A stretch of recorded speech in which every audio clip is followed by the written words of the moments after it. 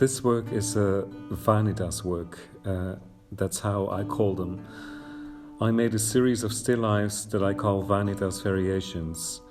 So they're inspired by the old genre, the old painting genre of the still life, where the painter would collect some daily life objects, put them together, and then somehow show them to the viewer as if they were a sort of a representation of life.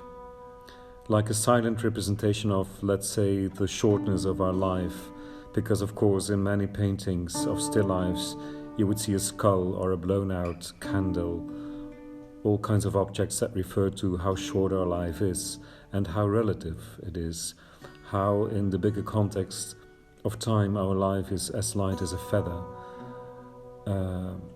It is just super short, and the still life somehow always reminds us of that, in its silence, in its quiet presence. This specific still life is quite festive,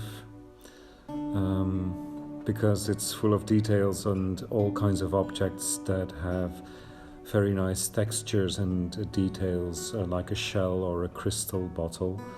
And there is also a little hummingbird in the still life, frozen in its movement, so to say, as if it were flying there forever. It's not moving, it's like a petrified little bird, petrified in its movement. And the same goes for the candles, for example. Like there are flames, but those flames are sculpted in the same material.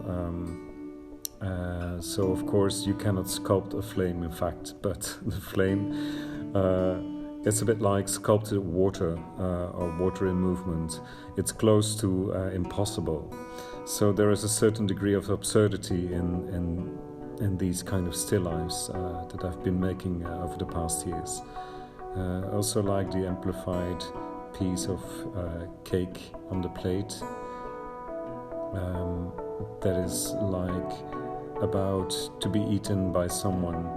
You have the fungi, you have some fruit, all things that are ephemerical and that are edible, that here seem to be frozen in time.